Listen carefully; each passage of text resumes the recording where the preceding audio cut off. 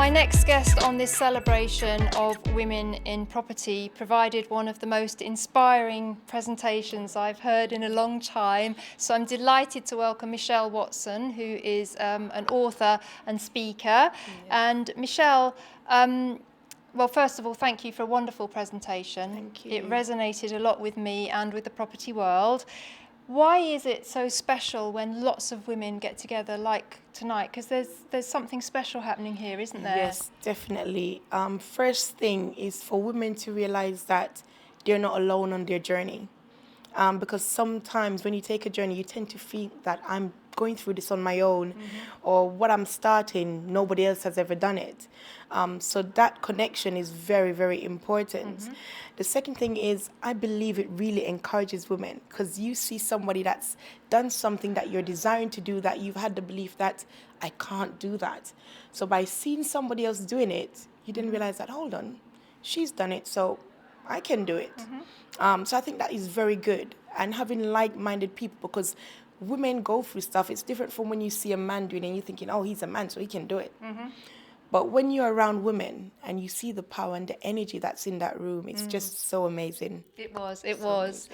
I think something that really resonated with me that you said was a saying that I actually haven't heard before, which is very refreshing. And you talked about possibility blindness. Yes. And I think that probably affects a lot of women in property, that they're not able to see the opportunity and push through towards it. Definitely, because you know what, when we say possibility blindness, as I said earlier, you see 101 reasons why you can't, you won't, you shouldn't, and it's not going to be possible. The funny thing is, when we bought our property, it was a hard floor, rock stones, nobody wanted it. We saw beyond that. Yep. So I had to actually visualize and see the potential of what it has. And that's a lot of what happens with people in property. They see something and they think, I can't make what I'm visioning in my head. And so they write off what's in their head and they go with the more comfortable thing, which doesn't necessarily bring the result that you could have had if you just stuck with your guns. So sometimes people just want that easy ride, and sometimes the easy ride doesn't always produce the better results. And that's what the possibility blindness does. It makes you remain in your comfort zone. Oh, that's a bit too scary, so let me remain over this side. Yes. So. No, I know what you're saying, because I love that saying, your comfort zone is very nice, but nothing ever grows there. Exactly. So perhaps the greatest growth for anybody is to exist outside their comfort zone and kind of, as you were saying, to really challenge yourself and keep taking action. Definitely. Because as I said before, action is one of the greatest things. It's just like going to the gym. For me, if I stop for too long, it takes a crane to lift me out to get me going again. So action is always very important, because when you're faced with a challenge, the first thing it wants you to do is stop. Yes. It's going to tell you stop, and it's going to tell you the reason why you should stop. And that's where fear comes in. And then you start doubting yourself, and then you start wanting to quit. So staying in action, it helps you. You end up finding answers as you're going along. You might find people that can point you in the right direction. But I tend to realize that when people have a challenge and they pull away, you can't see any answers. And you're doing the same thing over and over and you're getting the same results. So I think it's very important for people to take action and be around like-minded people, because when the going gets tough, sometimes it really does get tough. Yes. And things do catch you on the blind side, and you just need that little bit of light at the end of the tunnel to make you believe that, you know what, actually this is possible, I can do it. Yeah, no, absolutely. Very, very wise words indeed. And the other thing I really wanted to pick up on was that you said that when people fall down, the people that aren't able to get up and find that extra reserve of strength are the people that don't actually have enough purpose in their life. And I think that's very important in the context of property. Definitely, because you know what, you have to know your reason why you're doing what you're doing. Yes. Whether it be for your children, whether it be for the fact that you want to have it as a retirement income, no matter what it is, your reason has to be strong. And you need to know that why you want to do this. It could be that you no longer want to do your 9-to-5 job. You want to have your own business. You want to do something for yourself. But it has to be not just, okay, I want to do it because you know what, everybody else is doing it, so why not? it's not going to be strong enough, because then when a difficulty comes, you're just going to want to give up. But when that why, that purpose of why you're doing it is powerful, Yes. nothing will hold you back, because you're going to say, you know what, this patch is very hard, what I'm going through now, but guess what? There's a reason behind it. And that will keep you motivated, will keep you going. We're not saying that people are not going to be faced with challenges. You know, everybody wants to go into the property world and, oh, it's glitter and it's glam. But it's not always like that. You have to go through the rough to get the smooth. Yes. And that's it. Just like when you're renovating, you go through the mess before it looks beautiful. So that's it. I hope you won't mind me saying, Michelle, but you did say in your presentation that you came from an abusive marriage, and obviously from what you said, you had some very dark times and you had to dig very deep.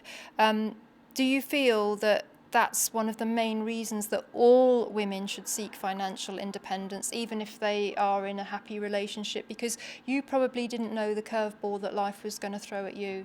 Definitely, you just rightly said I was gonna actually say that. You never know what lies ahead of you. Obviously, you're not planning for things to go wrong, but guess what? Things do go wrong. And it's one of the worst times when you feel like you're going to have to start over again and you have no foundation, nothing to start with, because you just allowed the man to be the man and do everything. And then you have to go from being maybe a woman looking after the family in the home to starting afresh, going out there, finding a job. Then you're going to have to save. Then you're going to have to start your business.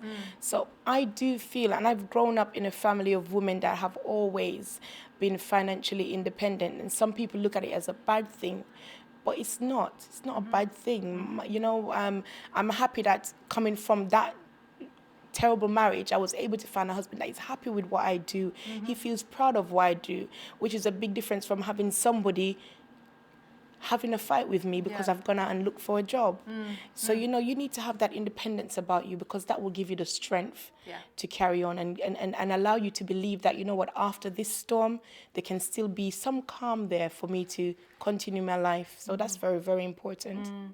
And these are really the themes that you've talked about in your book, aren't they? Yes. Tell us a little bit about your book. Well, I wrote my book firstly because I was thinking about my challenges.